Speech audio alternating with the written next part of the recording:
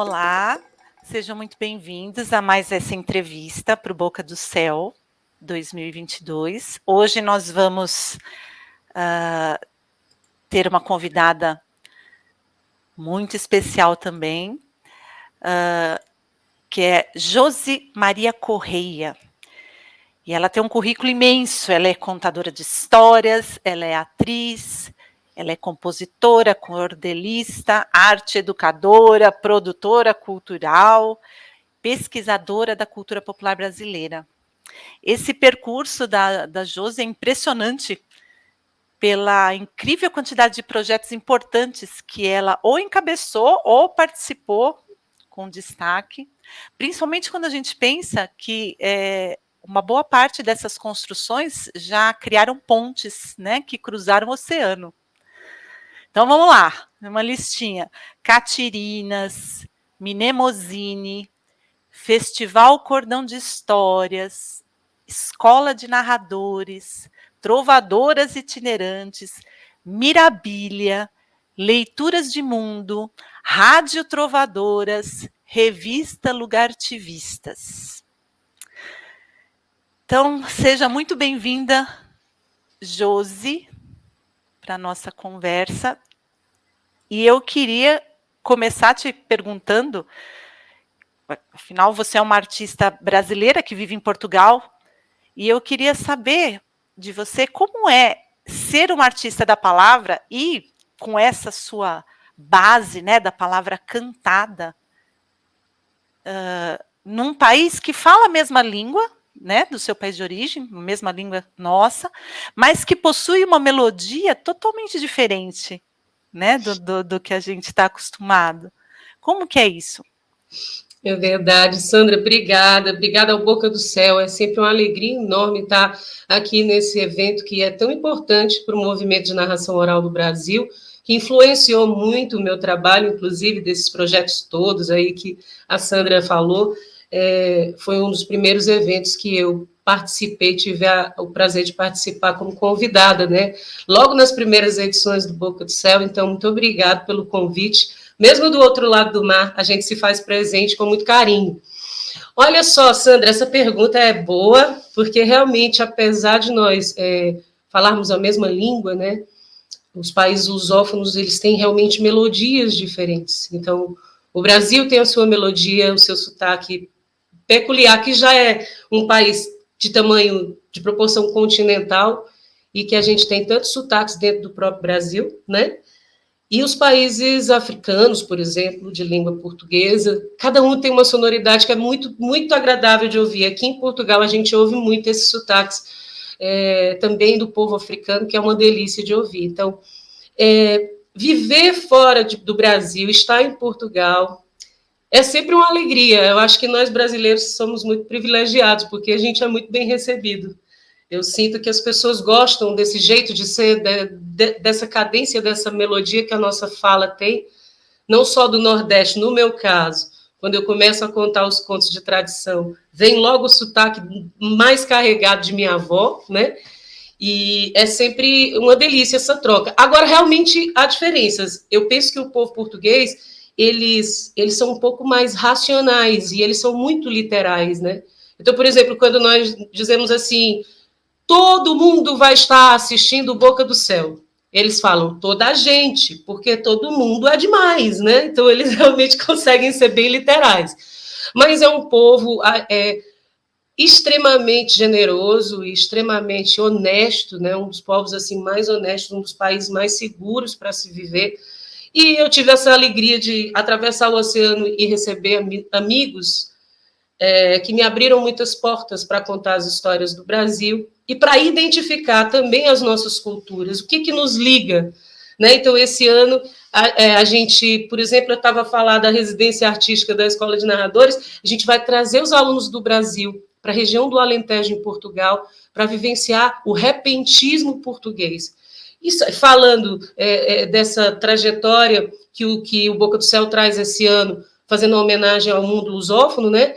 É bem interessante a gente pensar nessas heranças portuguesas, nesse espírito português, que eu acho que o Nordeste foi ainda, e ainda é, pouco compreendido, porque o Nordeste ainda mantém muito, Sandra, essa ligação com Portugal. Por exemplo, no nosso sotaque, né, nos interiores do Nordeste, do ti, de falar com essa cadência marcada, silábica portuguesa. A nossa poesia, a nossa literatura brasileira tem uma referência, uma influência muito forte da literatura portuguesa, né, dos grandes escritores e poetas, tanto da oralidade como da escrita. E eu tenho tentado entender melhor, perceber melhor, como eles dizem aqui, essa conexão, né, entre o Brasil e Portugal. E eu acho que no Nordeste nós ainda temos isso muito vivo. Quando a gente pensa nos folguedos, né, a Folia de Reis, a Festa de Reis, por exemplo, que me encanta, e eu tive esse privilégio de crescer dentro dela, no Cariri do Ceará, nada mais é do que remontar a história dos mouros e cristãos à Península Ibérica, e que até hoje lá, né, aí também não só no Nordeste, em São Paulo tem um movimento muito grande, em outros estados do Brasil, as congadas, os reisados, as lapinhas, Maneiro Pau, tem uma infinidade de manifestações. Mas veja, a gente ainda não encontra aqui em Portugal, como no Brasil, isso de uma forma tão latente e viva nos nossos mestres tradicionais, né? E encontramos ainda, por exemplo, o carnaval, que também é uma herança portuguesa, o entrudo, né? Os caretas, alguns personagens dessas festas populares que eu ainda consigo encontrar aqui pelas terras portuguesas, mas nada comparado ao que a gente tem na dimensão do Brasil e que não deixa de ser essa herança, né, dentro dessa cultura.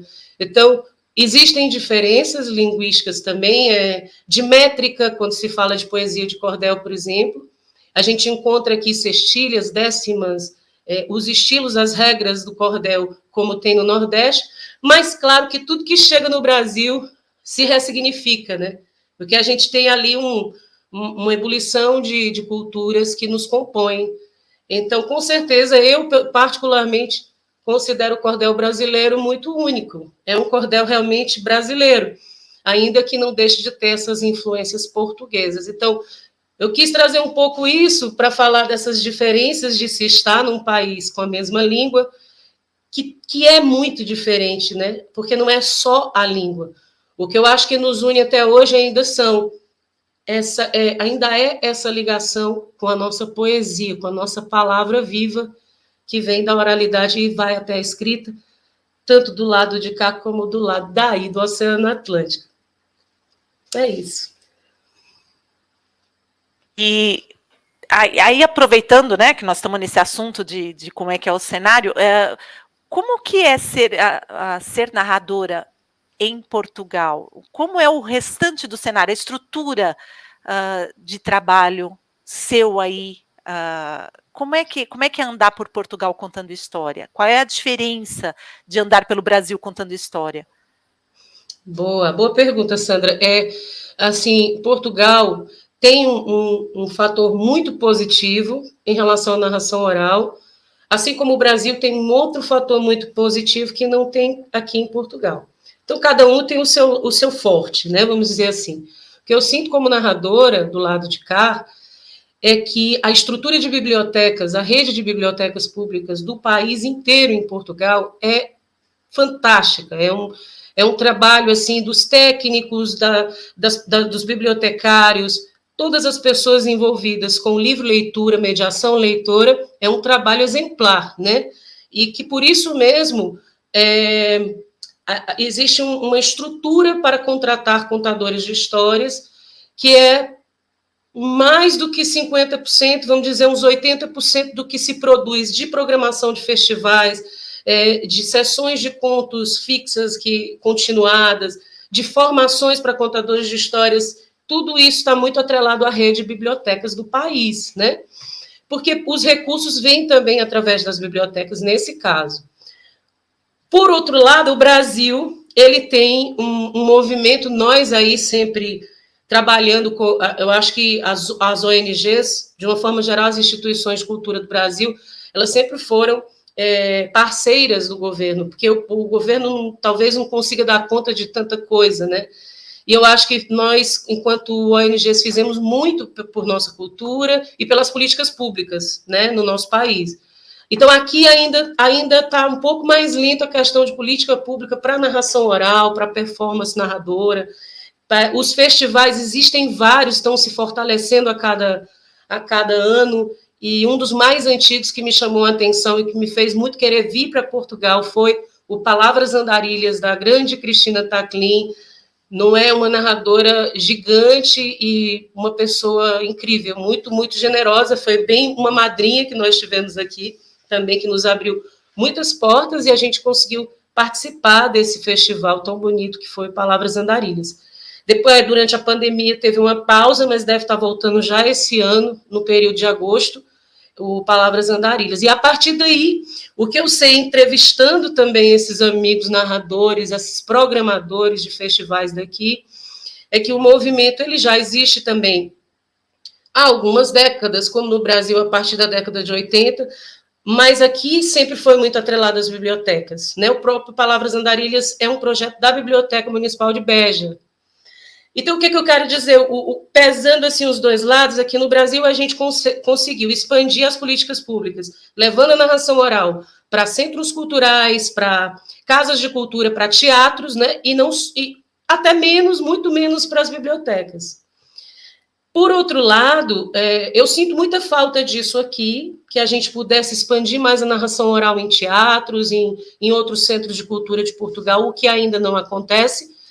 Mas, por outro lado, a rede de bibliotecas é invejável, né? O nosso país, infelizmente, não tem o cuidado ainda com acervos e o investimento nas bibliotecas. Mas eu aproveito para parabenizar, já que eu falei nisso, a BSE, a BESE, a nossa Biblioteca Estadual do Estado do Ceará, está de parabéns como uma referência e foi revitalizada, está com uma programação muito bonita, que muito nos orgulha também. Te respondi? Faltou? Sim. Não, respondeu sim.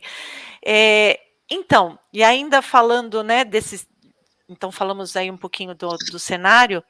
Então, eu queria agora alguns detalhes de alguns desses projetos que você encabeçou ou participou, alguns detalhes a mais. Eu não sei, por exemplo,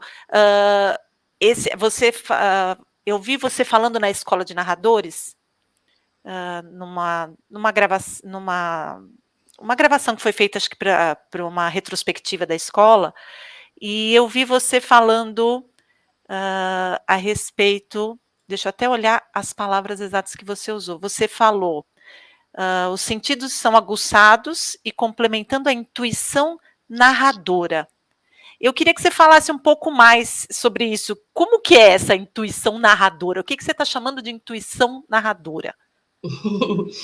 Então, Sandra, a intuição narradora é um trabalho que eu venho desenvolvendo desde a minha formação em teatro. Eu me especializei muito no campo da técnica vocal, expressão vocal para atores e narradores. E esse é um trabalho da Glorinha Beltimille, eu estudei com a discípula da Glorinha, que é a Rose Gonçalves, e foi um trabalho incrível que mudou a minha visão de mundo a partir do trabalho com a palavra, com o texto, né, com a oralidade. Então, esse trabalho ele fala de um abraço sonoro, de que quando nós contamos ou lemos em voz alta, por exemplo, ou encenamos uma peça, a gente abraça as pessoas com os sons das nossas vozes. Mas é um trabalho também numa perspectiva de autoconhecimento. Então, se nós temos essa voz como uma ferramenta do contador de histórias, a gente precisa perceber que ela não existe apenas através do sentido da voz, da fala. A gente fala pelos olhos, pelo nariz, pelas orelhas, pelos cabelos, a gente fala pela pele, né? Então, perceber primeiro, a primeira camada, o que eu tenho ainda desenvolvido, é um trabalho para uma vida toda, penso eu, sobre os 5 sentidos do contador de histórias e o seu 6º sentido no mundo das sutilezas. Pensando nos sentidos, aliados à intuição, na intuição como uma das inteligências que nós temos, né? Não só uma questão transcendental, mas veja, quanto mais a gente absorve vozes, cria arquivos físicos, de partituras físicas, de imagens, quando a gente conta, a gente cria as imagens e os nossos ouvintes vêm com a gente para aquele universo, é um universo em suspensão. Então, é isso que eu chamo intuição narrativa. É você se autoconhecer a ponto de saber aonde direcionar a tua própria voz, que ela está saindo através dos teus sentidos físicos, né? Também da tua intuição leitora de mundo, não só da literatura. Então, tudo que a gente vive, de uma forma mais resumida, tudo que a gente vive serve como arquivo para nossa memória. Então, quando eu vou contar, ou eu já vivi aquela experiência mesmo, que é ainda melhor, penso eu, ou eu criei aquilo na minha imaginação, com a minha imaginação, né? Então, para mim, a intuição narradora, ela é essa que gera as imagens do que nós contamos, e ela é essa que traz o público para junto de nós enquanto contamos. Também eu trouxe um conceito, não sei, acho que não é nem conceito, não tenho pretensão nenhuma de teorizar muito, mesmo de trazer um pensamento poético, que é do narrador peregrino, né? Esse narrador que viaja, como eu gosto muito de viajar, o quanto a gente aprende numa simples viagem, seja até a esquina de casa, seja até o bairro, o vizinho, ou para um outro estado ou país. Essa questão da língua que você trouxe, dos costumes, são leituras de mundo, né? Então, eu acho que isso é uma bagagem muito potente para o narrador, ao se ver como um narrador peregrino, que vive a contar e a ouvir as histórias por onde passa. Legal. Tá. Então, e aí, aproveitando uma coisa que você falou agora há pouco, um outro projeto que eu fiquei muito encantada de conhecer, seu, que eu não conhecia, é o Mnemosine. Ele ainda existe? Ele ainda está acontecendo? Sim, ele existe aqui enquanto acervo. É um acervo de mulheres cordelistas que nós trouxemos do Brasil e recebemos ainda correspondências do Brasil para cá. É um acervo com mais de 250 folhetos inéditos, mas ele tem 500 folhetos hoje em dia, só de mulheres, e também tem um acervo masculino, né? A rede Mnemosine faz uma homenagem à deusa da memória, a Mnemosine, a Mnemose, que é responsável por essa magia que os poetas, os cantadores, repentistas e os contadores de histórias têm. E aí, Sandra, a gente fez uma parceria com a Universidade do Algarve, o Centro de Estudos Ataíde Oliveira, através da pessoa do Dr. Paulo Correia, um grande estudioso de contos tradicionais, e para a gente levar esse acervo para o Centro de Estudos Ataíde Oliveira, né, tivemos a pandemia, ainda vamos oficializar, mas já existe essa parceria com a universidade, o que muito nos alegra. E estamos adicionando também as mulheres poetas aqui de Portugal, a partir da região do Alentejo, que é onde eu tenho ido muito mais e tenho uma identificação muito grande. Então, a gente está a produzir folhetos dessas mulheres, como a dona Felícia Rosa, lá de Castro Verde, no Alentejo. Mulheres que detêm ainda uma memória muito forte, com adivinhas, com poesias, com quadrinhas e outros gêneros de poesia, que podem ser diretamente associadas ao cordel brasileiro, inclusive na métrica e na rima. Então, isso é que eu queria desenhar um pouco mais na minha cabeça, porque você mencionou que existem essas mulheres aí, né, em Portugal, com esse trabalho, né, de cordel, e eu queria entender um pouco mais quais são as diferenças das mulheres cordelistas brasileiras. Você consegue traçar, assim, de uma forma breve, como é esse perfil brasileiro dessas mulheres cordelistas e como é esse cordel feminino que você está encontrando aí? O que eles têm de semelhante que você percebe, o que tem de diferente? Certo. Acho que eles têm de semelhante é que essas mulheres cordelistas, mesmo de tradição oral, e elas também podem ser chamadas de mulheres de cadernos, né? Algumas delas escreveram a vida inteira nos seus caderninhos, mas nunca publicaram, né? Isso acontece, é uma semelhança tanto daqui de Portugal como do Brasil. As mulheres que são mães de família, que são donas de casa, a maioria, né, mulheres simples do interior, que trabalharam durante muito tempo na zona rural, nas zonas rurais, tanto de cá como do Brasil. Então, essas são as similaridades que eu encontro.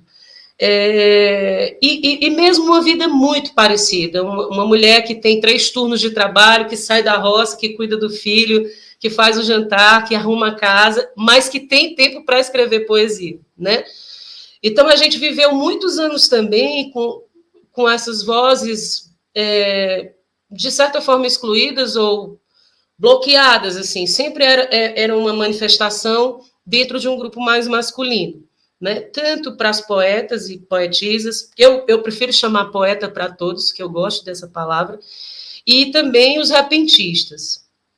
No Brasil, o que aconteceu de uns tempos para cá é que tem muitas mulheres jovens que estão movimentando, fazendo essa roda girar, fortalecendo.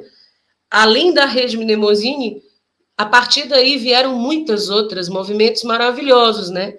Quando a gente criou a Rede Mnemosine em 2013, que foi a primeira vez que eu vim para cá, para Portugal, pesquisar as origens, que é uma questão mesmo muito, muito complexa. Eu acho que não tem origem, não tem como dizer uma origem de algo, ainda mais assim, na oralidade. Mas eu fui descobrindo isso aqui e me deparei com o trabalho da Fanca Santos, que é uma cearense de Barbalha. Ela veio fazer o pós-doutorado em Poitiers, na Universidade de Poitiers, na França, onde há um centro de pesquisas latino-americanas, onde há um acervo de cordel. E ela foi a primeira pesquisadora de grande importância a colocar ali dentro daquela universidade francesa um acervo de mulheres cordelistas do Brasil, né? Então, quando eu descobri aquilo, ela foi orientada pela professora Ria Lemé, que é uma mestra para mim. Ela me apresentou essa professora, e então, a partir daí, a Rede Mnemosine surgiu. O objetivo era mesmo alimentar feiras de mulheres, de cordéis, alimentar recitais femininos. Então, a gente começou no Teatro José de Alencar, lá no Ceará, em Fortaleza, com recitais uma vez por semana durante quase 2 anos, né? E ali na calçada do Teatro José de Alencar, dava para a praça, era mesmo muito bonito, as pessoas paravam e ficavam lá a ouvir a poesia e as cantorias e a comprar os cordéis. Foi uma experiência muito bonita. E depois era incentivar a produção. Só que eu estou longe de ser a primeira de ter pensado em algo assim. Antes de nós já existia o projeto de Dalinha Catunda, o cordel de saia, de Salete Maria, que inclusive vive em São Paulo, cordel irano. A gente tinha e tem ainda muitas grandes poetisas, Joseni Lacerda, Baixinha Job, lá do Cariri, a própria Dalinha, que eu já citei, Salete. Essas foram aquelas mulheres que começaram o movimento que a Fanca identificou com mais 350 no Brasil, e ela descobriu que existiam quase 1.000 folhetos publicados desde há 2 séculos atrás, de mulheres. O que acontece, Sandra, é que essas mulheres, elas nem todas publicavam, porque essa questão do machismo, ela também podava a assinatura. As mulheres, às vezes, assinavam como seu marido ou filho, no nome deles, geralmente mulheres de poetas ou filhas de poetas, né? Então, até passar tudo isso, o que eu vejo de diferença é que aqui em Portugal ficou um pouco parado no tempo. A gente está tentando incentivar que essas mulheres mostrem os cadernos, tentando fazer publicações no formato de cordel, levá-las para recitar, para estar conosco em alguns eventos, e o grande objetivo é fazer um grande encontro das mulheres do Brasil e de Portugal, um ano aqui, outro ano aí, né? Mas no Brasil é a meninada, são as novas mulheres, essa nova geração, que eu acho que não tem cá em Portugal, que está crescendo e fortalecendo a área, os eventos e tudo mais por aí.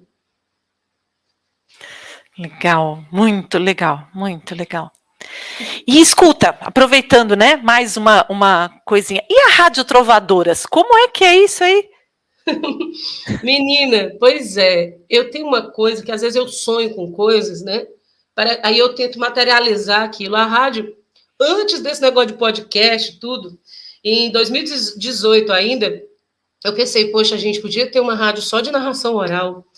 E sendo online, a gente podia ter narradores de vários lugares do mundo e em outras línguas também. E assim foi feito. A gente tinha uma audiência super interessante, porque a gente tinha lá o mapinha do site, né? Em vários continentes tinham ouvintes. A gente começou a trazer narração também em outras línguas, espanhol, francês, inglês. E ele tinha vários quadros, vários programas, né? O Mirabilha, que é um programa que foi também para a grade da Escola de Narradores, depois da rádio, que é uma roda de contos do mundo. Mirabilha, que vem de maravilha, né? E o Mirabilha na rádio é um programa de contos para adultos. A gente tinha o Conta Outra Vez, que é um programa para as crianças.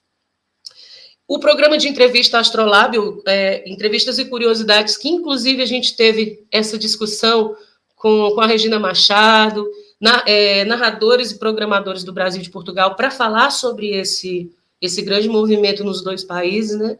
Então, assim, foi um período muito bonito que a gente teve aí de 1 ano e meio, depois a gente parou, e mesmo por questão de dar conta, porque é um trabalho razoável você fazer edições, né? O áudio era tudo eu e a Luciana Costa, que é uma grande musicista e uma pessoa que tem um ouvido muito especial. Então, ela fazia a trilha sonora toda ao vivo, toda ao vivo não, toda ela criava mesmo cada melodia para cada programa, né?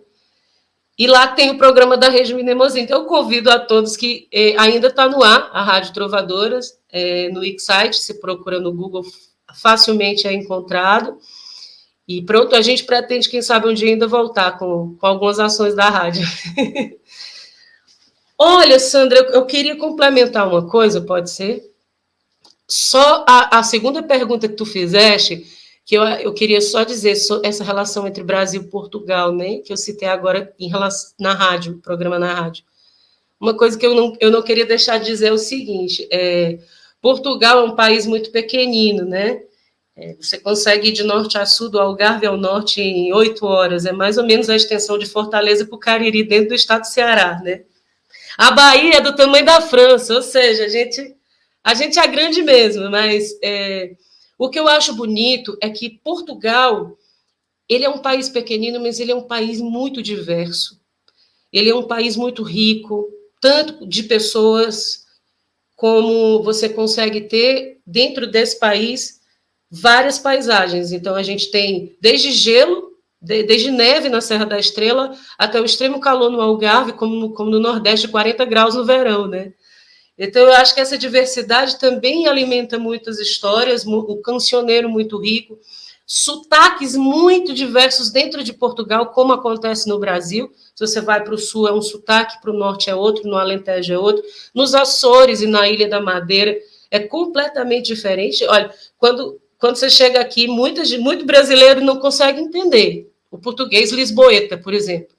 Mas o alentejano é muito mais complexo, porque eles falam mais rápido, eles cortam palavra, que nem o mineiro, né? Então, a gente vai pegando essas peculiaridades que são tão ricas e que trazem essa sonoridade, a gente tenta também somar, aprender com eles como é que eu vou conquistar esse público se eu chegar assim, só sem trazer essa especificidade dessa língua, né? E também sem perder o molejo brasileiro, que eles adoram também, né? Mas é isso, eu queria só dizer que é um país incrível nesse sentido de muita diversidade cultural e oral, sobretudo. Legal. Tá. Então, agora vamos indo, a gente está chegando no fim. Eu queria propor para você, eu vou falar uma expressão e você vai me dizer o que essa expressão te leva, aonde essa expressão te leva. Quando você ouve a expressão criança eterna, que ressonância ela te traz? Criança eterna me traz curiosidade e descoberta, toda hora.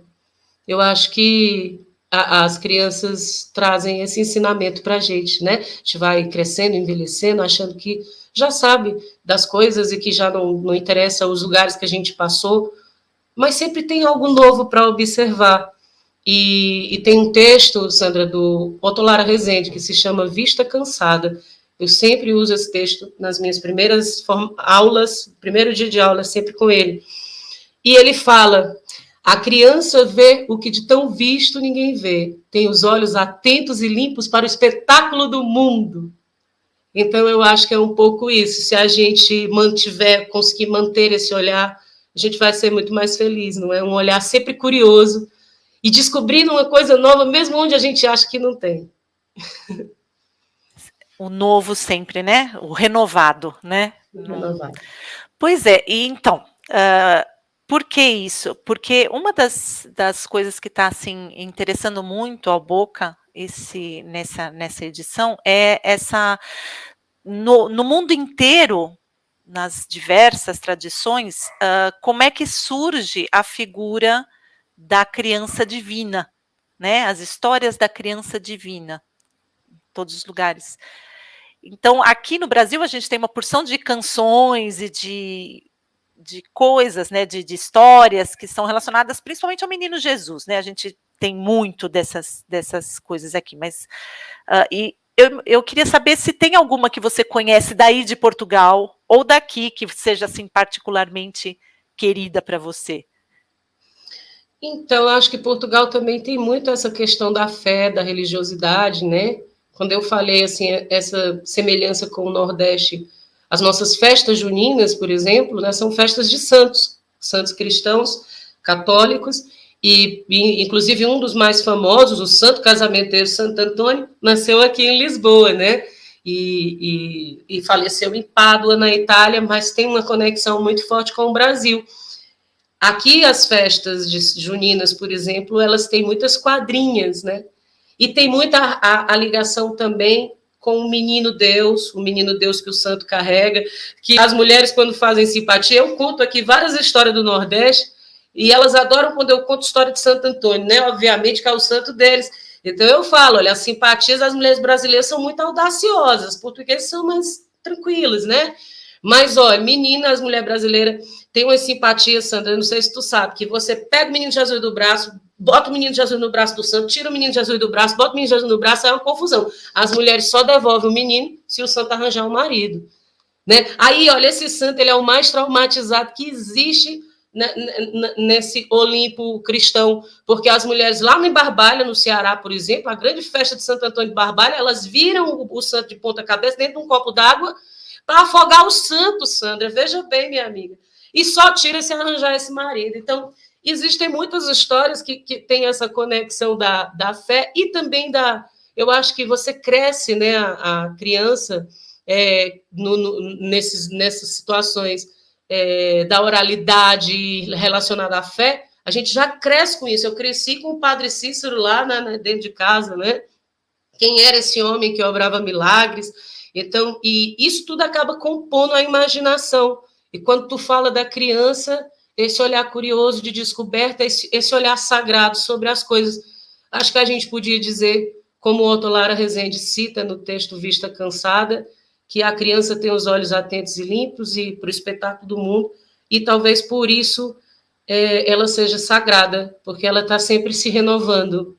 E ela nunca envelhece, não é? Se você está sempre se renovando, as suas células não vão estar sempre novas. Junto com o pensamento, com a abertura de mundo, com as leituras de mundo, né? Eu acho que o nosso século está caminhando para esse estado do saber ligado à afetividade também, né? Que a criança tem. Eu acho que a gente não vai mais legitimar os saberes só pelo diploma da universidade. A gente está caminhando para um mundo que é um pouco mais, é uma experiência de dentro para fora e não de fora para dentro, né?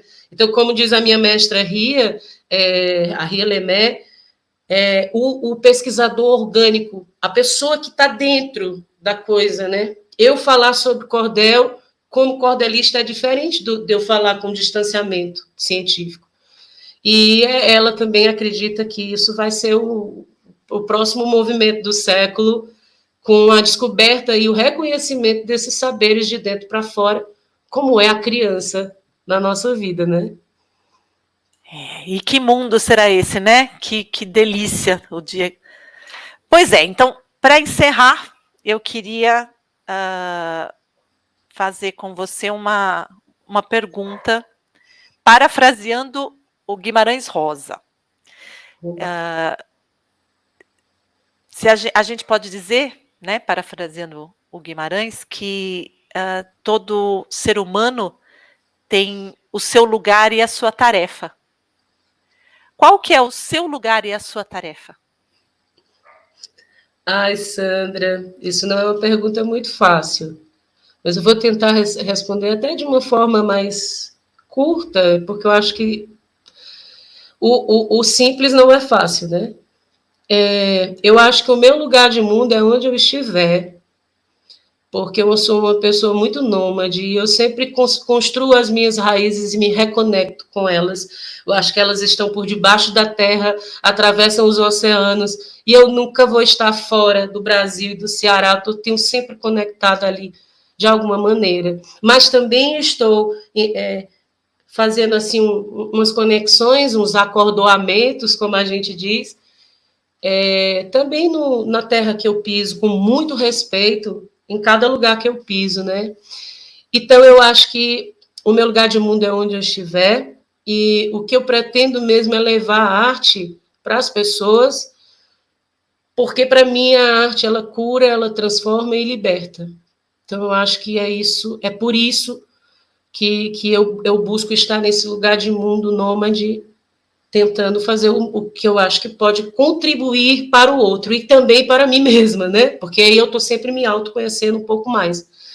E sobre a minha tarefa, ou a missão, como algumas pessoas dizem, eu acho que ultimamente eu tenho pensado nisso, nunca tinha parado para pensar, mas depois dessa pandemia, que nos deu tempo para isso, foi tão bom voltar a receber amigos recentemente em casa, porque nós ficamos mesmo muito isoladas, né?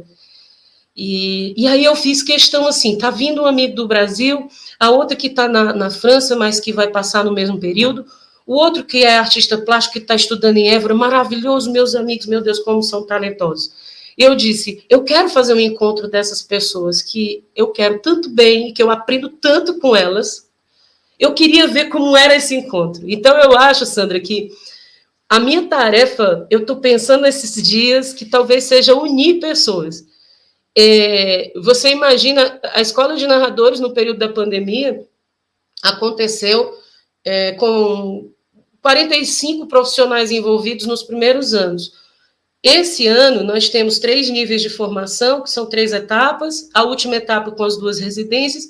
Se eu juntar tudo, eu tenho 100 pessoas de pelo menos 4 países diferentes que ficam mesmo intercaladas e dialogam entre as turmas, só de formadores, ou de pensadores, né, ou de narradores, e de diversas áreas. Porque eu acho que a narrativa está em tudo, em todas as linguagens artísticas também. Então, menina, eu comecei a perceber que talvez eu esteja conseguindo mesmo estabelecer conexões criativas, promover leituras de mundo e unir as pessoas através dos afetos e saberes que elas podem partilhar. E isso, para mim, tem sido a maior alegria, e que, se for, eu fico muito grata à vida por poder fazer essas conexões com as pessoas. Ok, acho que é isso mesmo. Josi, muito obrigada por você ter aceitado esse convite, por ter conversado comigo aqui agora. Eu queria agradecer a todos que assistem a nossa entrevista. Queria deixar aqui o convite para que vocês vejam as outras entrevistas, né, que estão sendo realizadas durante Boca do Céu, e que também acompanhem a programação, que está cheia de coisas preciosas, como essa conversa que nós tivemos aqui. Muito obrigada, viu, Josi? Obrigado querida. Obrigado, Sandra, Boca do Céu. Muita prosperidade para esse evento lindo que faz parte da nossa vida. Gratidão. Um beijo grande a todos aí do outro lado do mar.